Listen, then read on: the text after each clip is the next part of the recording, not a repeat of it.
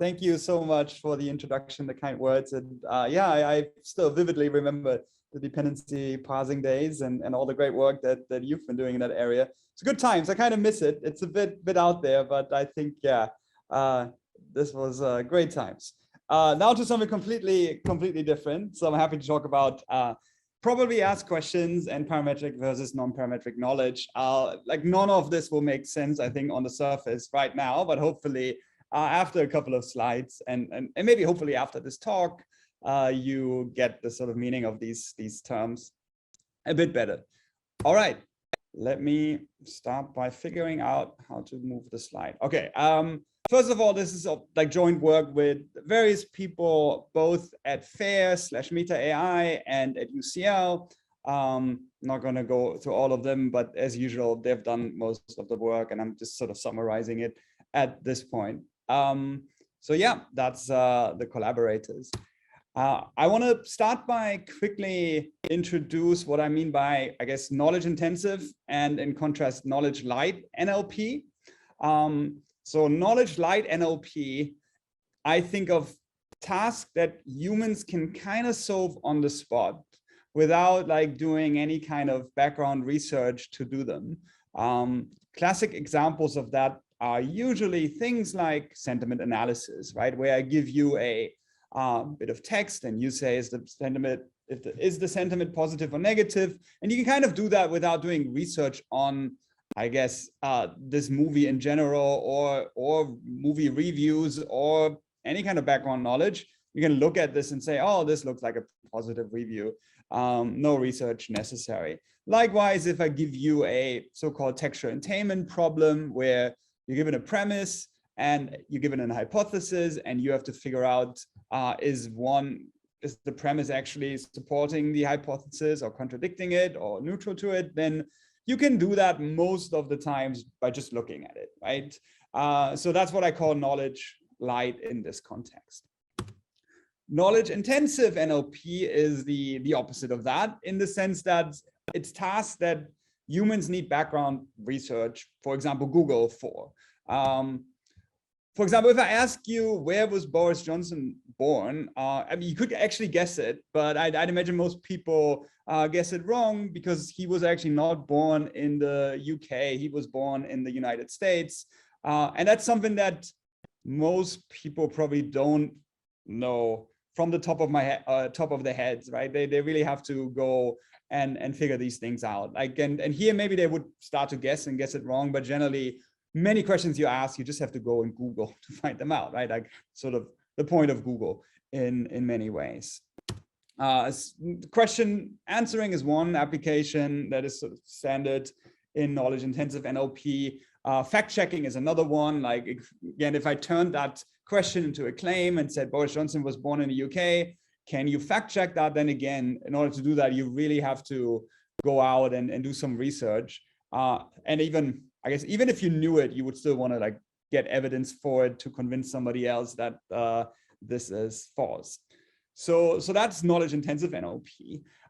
One thing I like to highlight is that this kind of dichotomy is it's not always clear cut.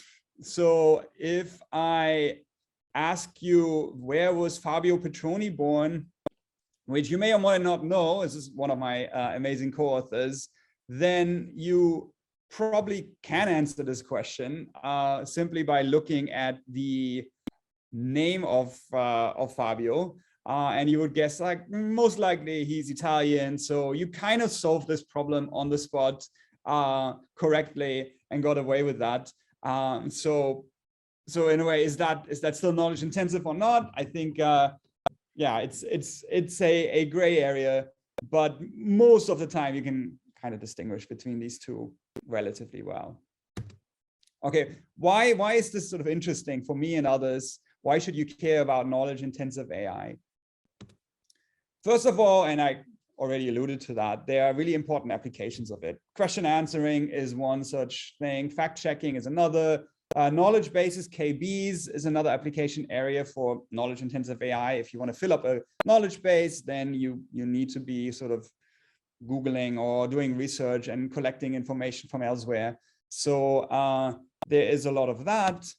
I do think that knowledge is really fundamental to AI, like the question of how agents use knowledge and share knowledge and maybe build up new knowledge, that I think in itself is important if and when we sort of move towards more general artificial intelligence as well. I think it's a big question in itself.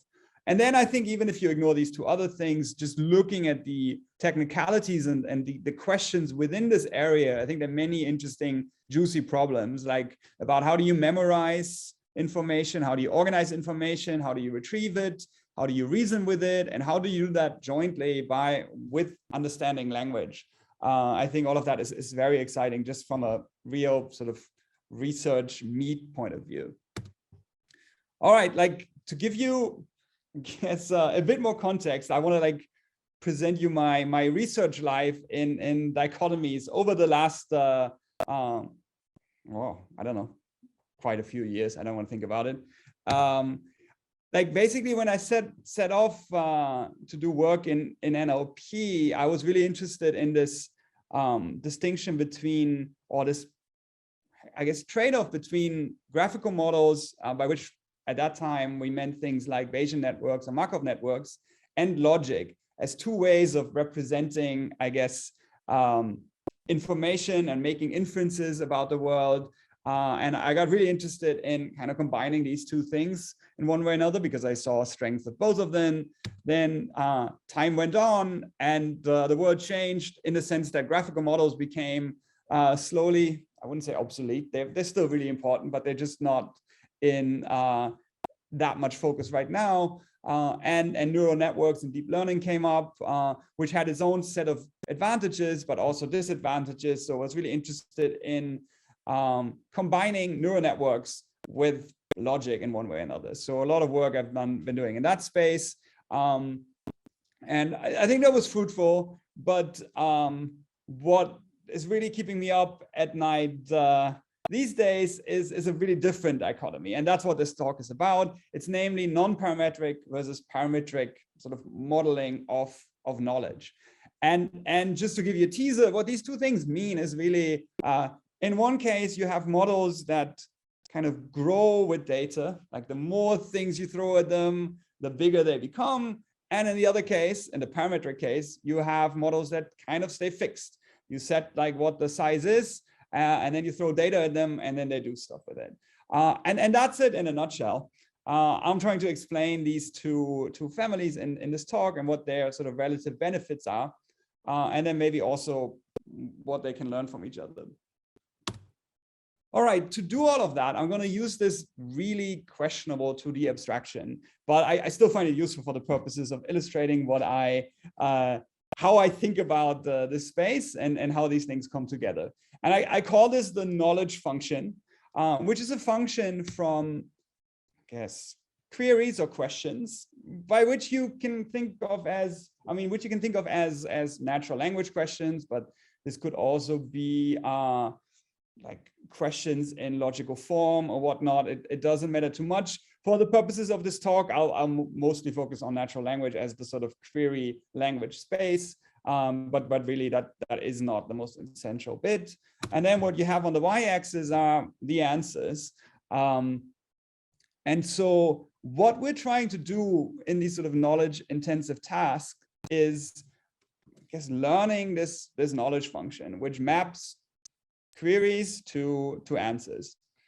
And that's what this gold function A of Q is in this case. So that's sort of the name of the game. Like what we're trying to get is like a mapping from questions to answers.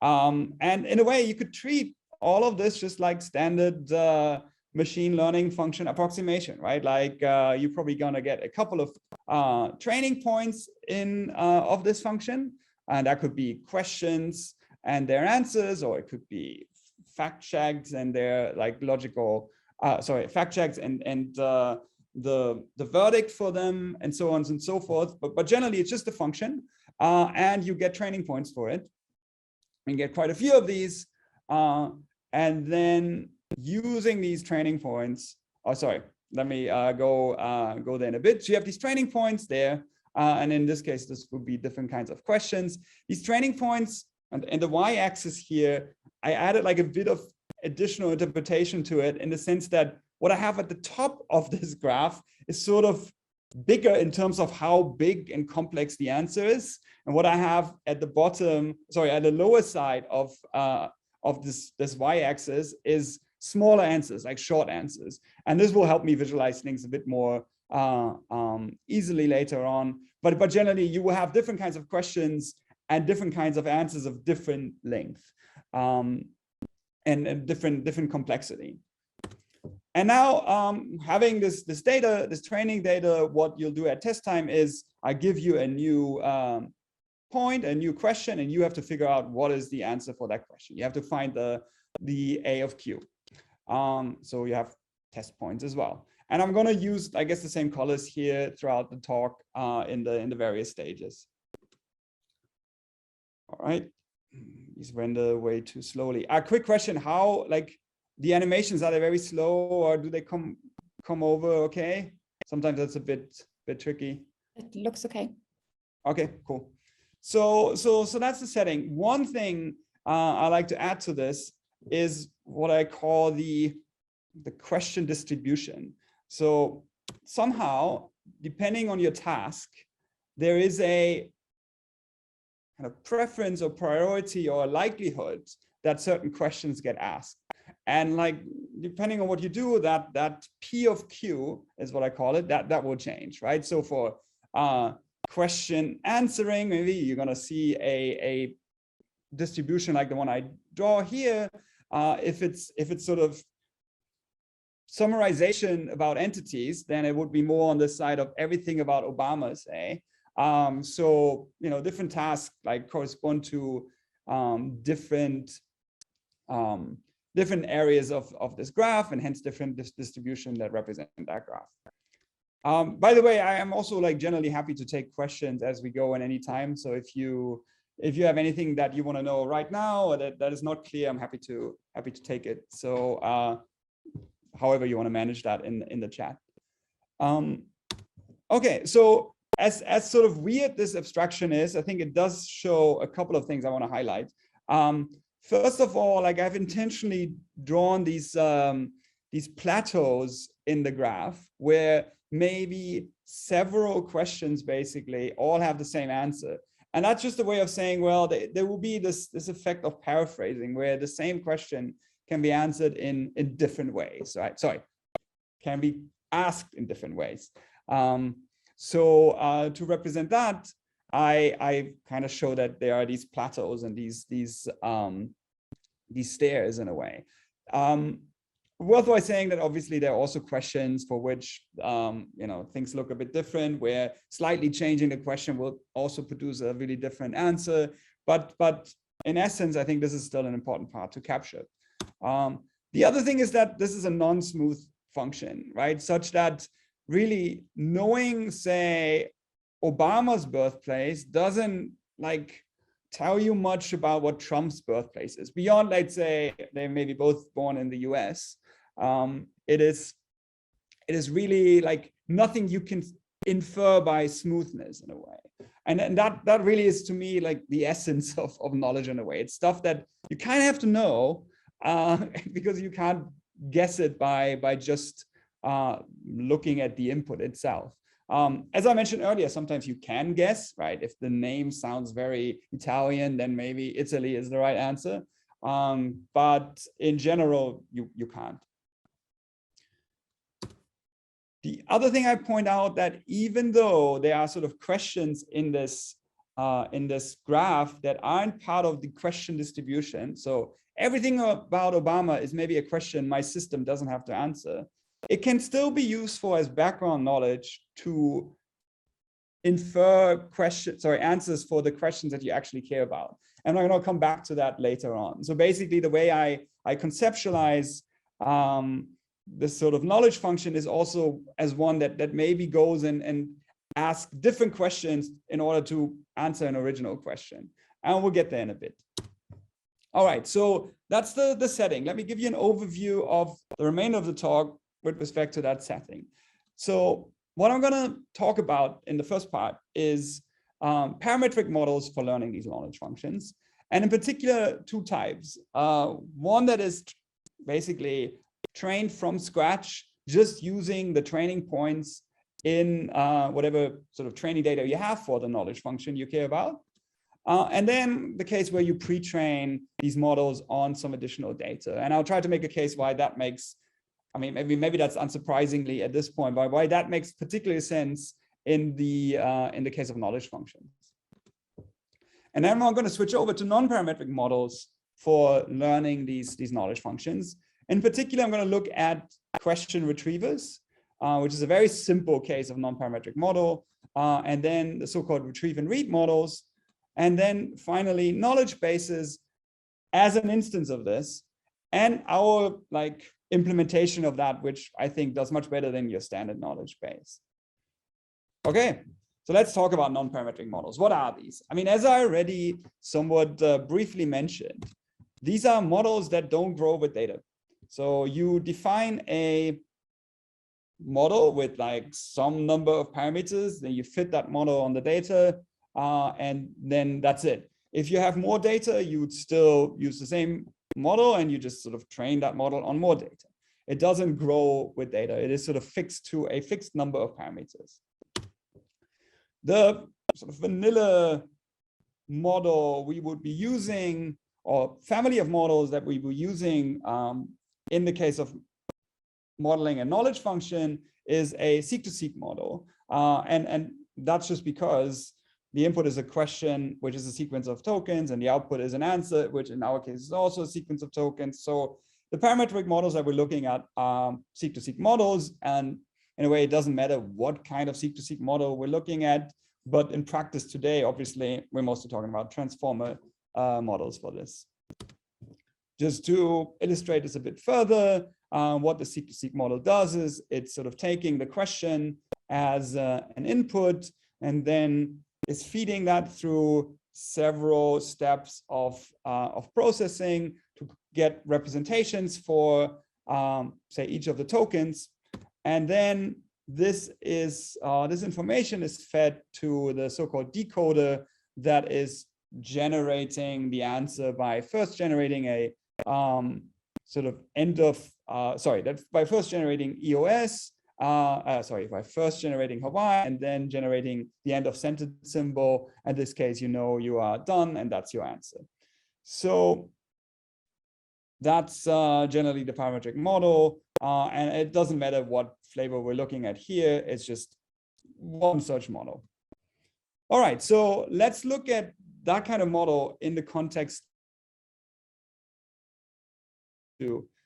And to do that, let's zoom in a bit further into one particular part of this graph for illustration purposes. So let's say this is our setup. We have three training instances, these blue dots, and we have two test cases.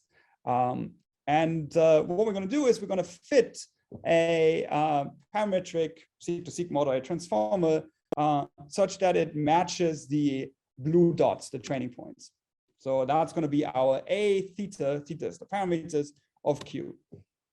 And this might look like this to some extent. Now, there's some kind of purpose in the way that I draw this. I mean, this is obviously made up in many ways, but one thing I like you to take home is that our current parametric models are have so much capacity that they can fit the data really well. So each of these blue dots and the plateaus, it could kind of capture those really easily and make sure that on these actual training questions, you get the right answer. What happens sort of outside of these training points, namely, say, for Trump birthplace, which isn't in the training set, is, on the other hand, completely unclear and often quite wild. What these models would do is probably guess something there, and sometimes it could work, but really you have very little control over that. And maybe even more importantly, you don't have a good sense of the fact that you're outside of this area. So if you ask the model, what is Trump's birthplace? It might actually get it right, but even then it wouldn't know it gets it right, or it wouldn't see a difference between that and giving the answer for where was Obama born, which it actually knew because that was part of the training set. So that's a fundamental problem with parametric models. Now,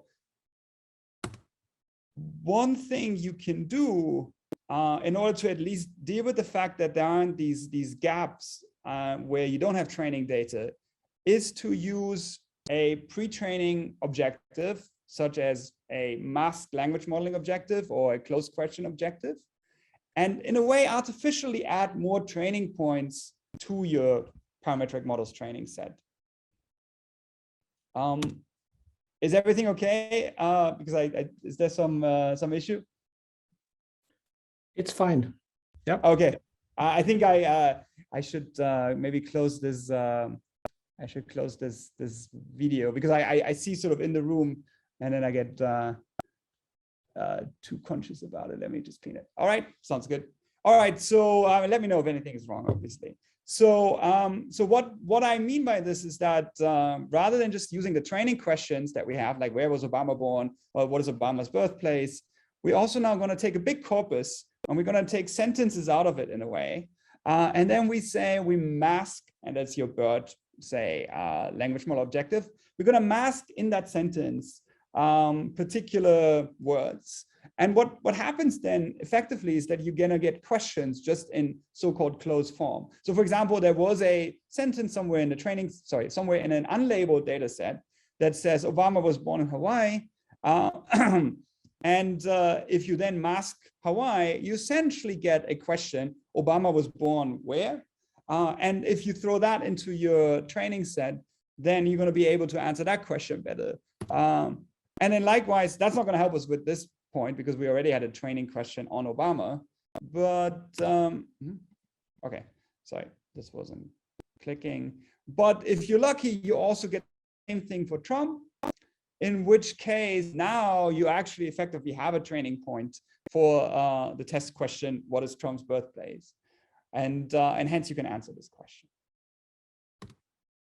And then you fit the function again. And now, I mean, you're still kind of off where you don't have training points, but where you have these additional training points, you might be doing much better.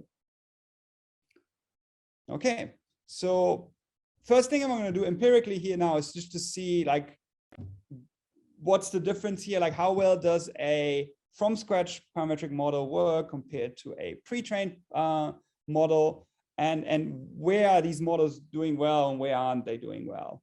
And this analysis is based on it's a paper that Patrick published last year at EACL, and I think maybe Joachim was also referring to that because in this paper we were looking at this very standard and heavily used data set in NLP called the natural questions data set, and we saw how this data set is composed and sort of analyzed how the different questions relate to what questions are in the training set. And so what we did is we kind of divided the total number of questions in the test set into 3 types of questions. One, and we call this the question overlap set, where the test question is actually in the training set. Right? And that happens remarkably often. I think it maybe it's been more than 30% of the time when the actual question, maybe not exactly, but in a paraphrased manner, was in the training set. And that wasn't really obvious for people working on this. So, and it wasn't really clear how much of the recent improvements that models had shown actually stem from this kind of overlap. And then we looked at another class, the answer overlap class, where the questions don't appear in the training set, but the answers exist, right? And then in the final and probably hardest case, there are kind of questions that don't exist in the training set, and the answers also never appear in the training set. And for those, obviously, your model really needs to, generalize across what it's seen in the training set. Okay, and so what we see here as models is 3 models. The first one is a parametric model called BART, but this is BART that isn't pre-trained. So BART is a Seq2Seq model transformer model. Generally, it's pre-trained, but what we're looking at here is the non-pre-trained case. Then the next one is the pre-trained parametric BART model, which kind of does what I said, like it in one way or another produces additional knowledge into the training set and then trains with that. And then we have a different variant of a pre-trained parametric model, the T5 model, which is really good for this kind of knowledge intensive work. And just in terms of the total overall performance of these models, you can see that parametric models do okay. And you're going to see that in relation to state of the art in a second. Pre-trained models do much better. And this pre-trained model T5 is even better at that. State of the art at some point, these things are constantly changing, was somewhere in this area. So these are not super competitive by themselves, but I think they're actually really impressive in the sense that I think had I thought about this problem a couple of years before, it wouldn't even appear to me that I can like do question answering reasonably well just with a neural network end to end, like no explicit knowledge injected at all, like no retrieval, no nothing. Like the fact that you can do this at all was already kind of striking to me and quite impressive. All right, so let's look at the decomposition of these numbers, like how well do these models do on the different types of questions. What we see is that they do pretty well in comparison to the total numbers on the question overlap cases. Interestingly, the pre-trained parametric model does better than the parametric sort of model, even though they see the same training data. So it's not about adding more knowledge to the model in this case. So the question overlap, again, the question overlap case, these are the questions that appear in the training set in a paraphrased form. Now, pre-training helps even with that, and presumably that's because now the model gets even better at understanding what paraphrases are, because when you pre-train these models on a lot of data, they get pretty good at, or at least much better than non-pre-trained models at paraphrasing. So there you see a big gap, and again, T5 does even better. When it comes to answer overlap, so stuff that isn't really in the training set, but at least the answer exists there, you see that the parametric models do generally quite badly, much worse than in terms of the question overlap models, right? Like with a significant gap, say for BART, like it really drops a lot. This gets a bit better with pre-training. And again, that was sort of the motivation of it, or at least one way to look at it. When you have pre-training, you're going to have more knowledge. And in fact, you can potentially ask questions that aren't in the training set because maybe your objective or training objective is sort of capturing these questions in other ways. And then finally, on the ones with no overlap, BART does terribly. It would never like generate anything that isn't actually an answer in the training set. The pre-trained model is a bit better than that. The parametric pre-training model is actually remarkably good at that. I feel like this number 10, roughly almost 10% for answering questions where the answer you hadn't even seen before is pretty remarkable. So it does some kind of like inference there that I think is non-trivial. All right, so I guess still, if I look at the whole picture, what these parametric models do is they primarily memorize questions. Right? They do that quite well, but I think anything outside of that space is not so impressive. Okay, let's look at non-parametric models. And really what they are is the same thing. Well, it's models, but in this case, models that do grow with data. So the more training data you have, the bigger the model gets in one way or another. It sort of scales naturally with that. And the first type of non-parametric model I want to discuss is what I call the question retriever. And this model works as follows. Basically, you get a test question. You run it through an encoder that produces a vector representation of this test question. And then, oh, sorry, like these are all your training questions. Sorry. So you have a bunch of training questions. The blue ones are the training questions. And you encode all of them to produce vectors. And you remember for each of these vectors, what is the answer assigned to that question and the corresponding vector. And that's your kind of bank or index of questions and answers. And then you get a test question in red, and you run it through your encoder as well. You get a vector. You find the closest vector in your index of vectors, and let's say that's the first one, then what you're going to do is you return the associated answer with that index. And that's going to be your answer. That, in a nutshell, is a, I think, really quintessential non-parametric model. And it's non-parametric in the sense that when you have more training points, this index is just going to get bigger. So it naturally grows with more information. Just coming back to that knowledge function and the visualization, the way I like to think about this non-parametric model is that you kind of, for each training point, every training point that you add, you get this sort of plateau, and every time you add another one, you get another plateau. And for questions that you get that fall into these plateaus, you can answer the questions really well. So like before, that's kind of similar to what the parametric model was doing, I talked about earlier. But then what is kind of simple to do with these, and I think really important and powerful to do with these non-parametric models, is that when your question falls outside of the plateaus of the training questions, then it's relatively easy to tell that, because your distance of the question to the existing questions will be above some kind of threshold, and or that distance will get bigger and bigger the further you get away. And so you're going to get, and I'm going to go into that empirically a little later, you're going to get a sense of how far away are you from the area of stuff that you know, and hence how likely are you going to be correct in answering this particular question. And I think that's super critical, but more on that later. Now, with this kind of architecture, we can compare this to the pre-trained parametric T5 models, again, across the dimensions of interest I discussed on that natural questions data set. And you see that in terms of total performance, it's doing sort of comparably well, but not as well. It does extremely well in terms of question overlap, because that's really how it is designed to work. And that's in a way the only thing it should almost be doing.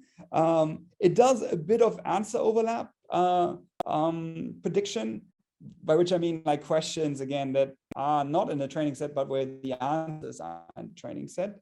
So it sometimes gets that right. So which kind of means it finds similar questions which aren't the same actual questions, but still they allow you to, they might have the same answer. And so that happens, but it cannot, by construction, do anything on questions that and where the answers don't appear in the training set, because that index I showed you, it will not have any, it will just not have that answer in there. So the only thing it can return are these answers, and in this case it can't do that. So it's doing really badly on that. Now, in a way, that's not really solving the problem of being only able to memorize questions. In fact, they probably memorize questions even more. They're designed to do just that. But what they do is knowing when they don't know, and that's going to be really helpful. Okay, so let's look at another class of non-parametric models, and this right now is the I think the dominant and most successful architecture out there. And I'll call this, and many others maybe they call this, a retrieve and read architecture. And I'll show you what I mean by that in a second. So for looking at retrieve and read, we should look at the whole picture again, because now is the time when the sort of background knowledge comes in again. So, and where we can assume that we have general purpose of longer descriptions and relevant background material on questions that could help to answer the actual question. So very concretely, let's say I want to figure out what is Obama's birthplace.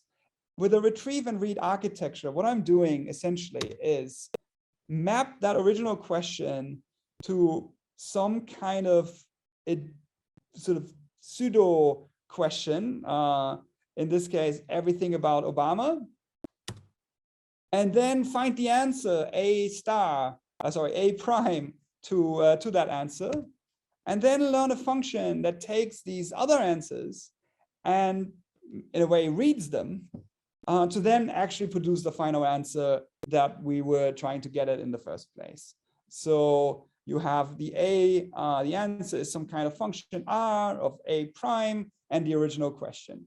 And I call this R because it's essentially a reading component in many cases. So that's the high level way, at least for me, to think about retrieve and read architectures. They retrieve stuff and then read it and then answer the question using what they read. The way those models are implemented is pretty similar to the question retrievers. The only difference is that instead of, I guess, indexing questions and answers, you're indexing these passages or these coarse-grained answers and these coarse-grained questions, and then you, given a particular query, search for the closest vector again, but in the space of large answers and passages rather than in the space of answers. So, and actually what you use as the key usually is not the actual question, but the passage itself. You're going to encode that as the key vector, and then you match your query vectors against that key vector. But by and large, it's really the same thing.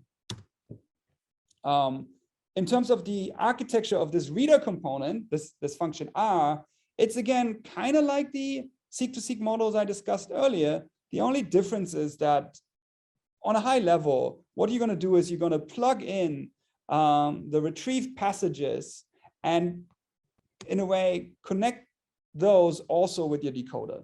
So you're going to take the input question, the retrieved passages, you're going to condition on all of that, and then let your decoder answer the question based on this. And models are extremely good at doing this today. So when you get the right information, usually they're pretty good at answering the question in this way. All right, so let's look at the results of this kind of model on the natural questions dataset again. I'm going to look at two models here.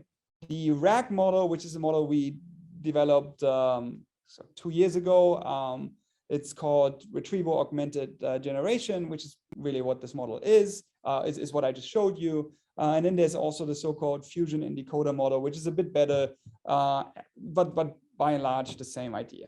And what we find is that these models are not as good in memorizing questions, but they do much better in general. In particular, if you look at the blue total line, there's a substantial gap here between T5 and these models. And in particular, that stems entirely from their ability to answer questions that aren't in the training set, and where sometimes even the answers are not in the training set either. So the retrieve and read models are really good at this. And I think this is right now where it's at, in the sense that if you want to get state-of-the-art results, you're going to use an architecture like that. Nevertheless, there are a couple of pros and cons about retrieve and read models. One thing is that they're highly accurate, so that's great. They also grow with data and knowledge. So they're non-parametric in the sense that you can throw in more data, you can throw in more passages and summaries or Wikipedia or the web, and they adapt to that and use that data in a quite scalable way. So that's great. One thing that they're really not good at is knowing what they don't know, because like for everything, they find probably some relevant text, and then the reader is trying to read into that text whatever it wants the answer to be, and so it comes up with something and it doesn't know that the answer isn't quite in the text. Actually, that kind of confidence we don't get from reader models right now, at least. They usually also have really high memory footprints, like for the index, for the models that actually do the conditioning on the retrieved knowledge. There's a lot of parameters you need for that part, and also for the index itself. So on top of that, they're very slow. So you can imagine that every time, if you have a question, you have to read in a way, or the model has to read a whole passage or maybe 100 passages, because that's what these models do. Then obviously that takes time, and when speed is a priority for you, that's maybe not so good. All right, to address those, I want to quickly look at another type of non-parametric model, knowledge bases. And I'll try and explain why I think they're sort of non-parametric models, or why they make sense in this context now. All right, so again, we have this knowledge function. if you think about a knowledge base, which I describe as having these triples of subject, predicate, object, you can kind of map these subject, predicate, object triples to questions consisting of, say, the subject and the predicate, like Trump, born in, and answers being the actual objects in that triple. So Obama born in Hawaii becomes Obama born in question mark, and then the answer is Hawaii. So in a way, you already see that there is some sort of similarity here. In a way, you can think of a knowledge base as a collection of these training triples for which you store the answers. In general, people just don't use natural language as the representation for these triples, but I don't think that's actually a big concern at this point, and it's not too difficult to map natural language questions into this structured triple form. So they're kind of there, and they're growing with more triples and more information. Really, naturally, you just add more triples to your knowledge graph, right? And that's how it grows. What I think is really important in this context about knowledge bases, and which is the idea that I like to take forward, is the fact that in a way, a knowledge base is answering a set of questions in advance. And what I mean by that is the fact that usually you have some sort of knowledge base schema, right? Let's say the type of relations that, or the actual relations that you want to cover with these triples, like born in or works for or whatever your choice is. And you kind of set the schema as a way to guess what the knowledge base will be used for, and then fill it up according to that schema.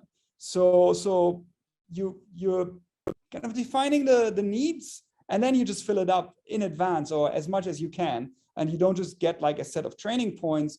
You actually work on populating this knowledge base, either through human help or through machines and whatnot. But there's this very well-defined box, namely the schema, and you're going to populate that box. Right? And that will help you to generalize to whatever you think the schema will be able to cover in the future.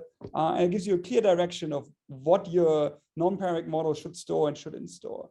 And so I like this idea of a schema, but there are a couple of issues with that. One is that even for this schema itself, a knowledge base will still have a lot of gaps, right? And in fact, that's one critical problem for them when it comes to applying them in many of these knowledge intensive tasks. They just don't have that information, even though they could have it and somebody could have added it. It's not there yet. The other thing is that there are also parts outside of the schema that you maybe would like to have, but it would be too tedious to really like extend your schema for all of these maybe tail questions that are like not quite fitting, but also not maybe specific and structured enough to create a new relation for it. So there's this big gap here that you also cannot fill. So summarizing that, like knowledge bases have a couple of problems actually. One is that the facts still have low coverage, and the other is that the schemas have low coverage. But what they're actually, again, really good at, and that's pretty similar to the question retrievers before, is that they know what they don't know, right? Like, so there's stuff in the knowledge base, and if you have a question and it fits in there, then and that fact is in the knowledge base, then you know the answer, otherwise you don't, right? Like it's very simple. There's no guesswork. There's no uncertainty at that point. And that can be good. They're very fast to access, like information in a knowledge base is very compact and compressed in a way, right? You're only capturing what you need and what you think the needs will be of your system. So you don't have to store big text that may or may not contain the answers for the questions that you will care about. And hence, yes, they're also compact. So they're fast to access and they're compact because they're focused on a very specific need and a well-defined need. So what we've been doing in the last year is trying to figure out like how can we take these ideas and map them to the world of parametric models in QA and the more recent advantages in that space. And what we came up with is this idea of probably asked questions, which is essentially a generalization of frequently asked questions. Like, what if you could build the FAQ like page of a particular of a particular problem or domain or task without actually having yet seen the questions or all the questions, and without having questions that have already been frequently asked, by just sort of guessing what are the questions that we likely be asked, which is kind of what the knowledge-based schema does as well, right? And so the way we do that is pretty simple. We take an existing empirical distribution of questions, for example, natural questions, and the training set of natural questions. And this might be these two blue points here that you have there. And then you fit a question distribution over these points. So this is not about answering the question yet.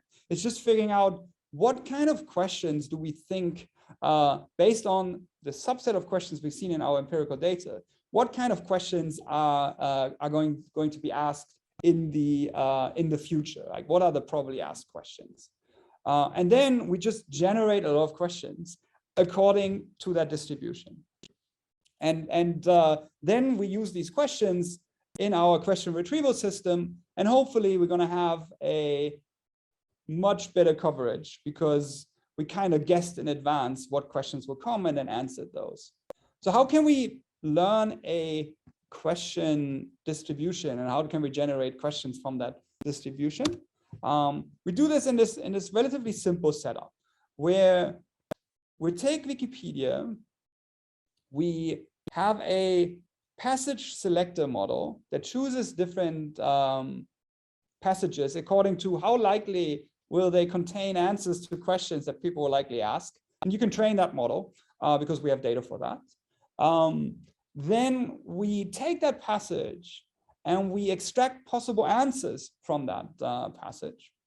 And that basically is asking, how likely am I going to see this or that thing as an answer to a question in my question distribution? And then based on that answer, I'm going to generate the question for it. So I'm going to take the passage, the answer, and then I imagine what could be the question that has this answer. And so this is what you see here. There's a passage about the tomb of Absalom, and 3 is a potential answer there. Then the question it generates is how many burial sites are in the tomb of Absalom. And then you give this to what we call a consistency filter, where we ask an actual other QA model, what do you think the answer to this question is? And if that QA model is actually giving the same answer, then we add this to our probably asked questions or PAC data set. That's it in a nutshell. There has been recent work, not by us, that actually showed that you don't have to do this consistency filter necessarily for some tasks. So generally, I don't think that's as critical. But in any case, that's the high level outline of the system. You can see a couple of kind of questions and corresponding answers that it generated in this way. So who created the Dutch comic strip Panda, or the Dutch comic strip Panda? And it's Martin Toonde. It generated this. Many of them look pretty good. Sometimes there are kind of issues in the generation. When did the giant panda Chi-Chi died? It's just not like fully correct grammatically, but maybe not too bad for the purposes of how we use this. There are some semantic issues. For example, there's a question that is also that has different answers, and so that can be an issue, and so on and so forth. So there are all kinds of generations. Most of the time they look pretty good, and we generate about 65 million of those questions, and that's essentially our knowledge base. So now we have a knowledge base of question answer pairs, basically, that is trained using a natural questions training set to get a sense of what good questions are. And now we can look at the results of this model.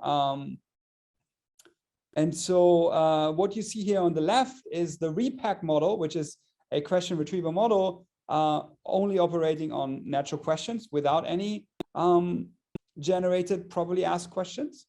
And then what you have on the right is a model that uses these probably asked questions. And you can see that it bumps up the total score from 31 to 47, pretty close to what the state of the art was already. So that's really, really exciting. And it's doing much better on questions that aren't in the training set and questions that don't even have answers in the training set. So that's really what we were hoping, because now I guess we're anticipating questions in the test set. And apparently we're able to anticipate some of them correctly. And that helps us to produce these answers. Now, so results are, I think, kind of good. I mean, we're not beating the state of the art, but I mean, I think it's good enough.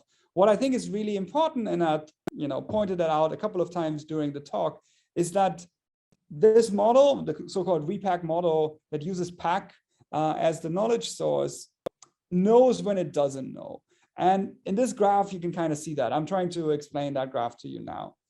So what you see here on the x-axis is the fraction of question answers. So we have all the test questions in natural questions, and we're going to order those according to how likely the model thinks it's correct on these, right? And then we're going to go from basically left to right and keep on answering the questions. And at each point, we're going to check what is the current accuracy. And basically, when you don't know, when you know, when you don't know, what you hope is that the questions you're bad on and you're likely to make errors on, you put them further to the right. And the questions you are good at, you put them further to the left. And what you see here in green is this fit model, which is the retrieve and read model. And it's fairly badly calibrated. And these confidence scores are pretty bad, right? Like it does good in total. And the green line eventually overcomes the other two lines. But it's pretty flat, right? So in the beginning, a bit better, but more or less, right? You can't see a strong correlation between confidence and accuracy. Whereas for the RePAQ models, these question retrieval models based on PAQ, they have much better curves, right? So when they're really confident, they're usually right. When they're not very confident, they're usually wrong.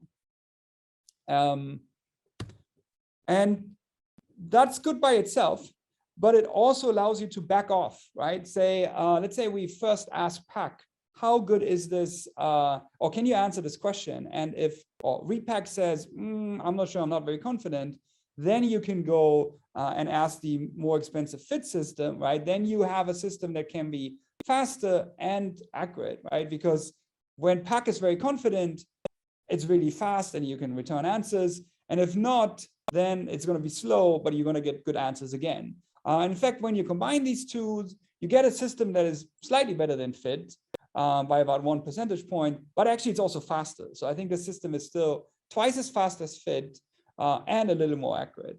And that's the sort of combination or hybrid approach that I described. Now, generally, these models can be extremely fast. So if you look at, say, a decently performing RePAQ model at 40% exact match, you process like more than 1,000 questions per second. And that can really dramatically change the way you implement these models in practice and how you use them. Like you could interact with these like very dynamically, and you type, while you type, the questions asked, right, and answered on the fly in a really reactive way. So I think that's really cool by itself. And obviously sometimes you really need high throughput and low delay. Sorry, I'll skip that. I realize I'm a bit slower than I was hoping, but I'm almost done. The other thing that's really great is that RePAQ can be made small and really small and work very well. So there are several ways you can tune the size of RePAQ, right? You can have less questions, or you can change a bit the size of the models themselves that do the matching. But in any case, you can wiggle the size and get different performances. And this is what you see here. If you tune PAQ in different ways, you get different kind of memory and exact match trade-offs. And you can see that the PAQ and RePAQ, so the PAQ retriever and the PAQ re-ranker, which is a slightly more complex model, they can be made really small and still do decent. Whereas the fit models, they have to be at least 4 gigabytes big. And even at that point, they're not doing very well. So you need to push them up and make them quite big to get reasonable performance for them. As a case in point, so one thing that we did with this model is we won the NeurIPS efficient QA competition where you had to build the smallest possible QA model that does better than 25% exact match accuracy. And what you see here is that smallest model, or rather 2 PNG images that are basically a compression of the actual model code. So we have a Docker image, and you can map that to a PNG image.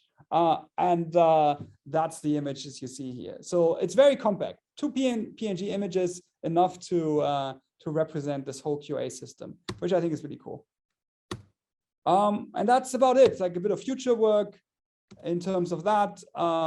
Generally, we're interested in moving away from Wikipedia to web scale. Like, so a lot of what we've been doing is looking just at Wikipedia as the source of knowledge. But really today, I think we want to look at, using knowledge from the whole web, and how to do that in particular when you don't have access to Bing or Google is an open question and a really hard engineering problem we're struggling with. So going beyond Wikipedia as knowledge source, and in a way also building explicit knowledge access into all of the future language models there. If you've seen it, DeepMind released this new language model called Retro a while ago. That's actually a model that does this kind of retrieving in the loop. So it's a language model that does retrieving as it goes. And I think that's going to be the future of language models generally. In terms of PAC, it would be great to sort of think about this in multimodal settings, like what is video-based QA? Can you imagine all the questions you want to ask about a particular experience you have and store them to answer them later, or for others to answer them or get the answers? Can you kind of constantly update PAC to keep it a real live knowledge base and not just a static image of like knowledge at a particular time? And how can you generalize all of this to more knowledge intensive tasks? All right, and so I'm done. Sorry, this took longer. I talked a lot about knowledge intensive NLP, and in particular, modeling that knowledge function. I did present parametric models, which are models with a fixed number of parameters. And they're mostly just memorizing, but pre-training helps them with generalization. I talked about non-parametric models, which scale with each piece of content. And there are 2 variants of that: question retrieval, which is very strong on memorization, but not very good elsewhere, and these retrieve and read architectures, which are pretty accurate across the board, but quite inefficient and poorly calibrated. And then I talked about knowledge bases as essentially like a non-parametric model where a narrow set of questions is answered in advance and then used as the sort of knowledge base. And then I talked about PAC, or probably ask questions, as a way to generate probably ask questions, and the questions that people will maybe likely answer ask in the future, and answer these questions in advance. And that's accurate, efficient, and very well calibrated. And that's about it. Sorry for making this longer. All right.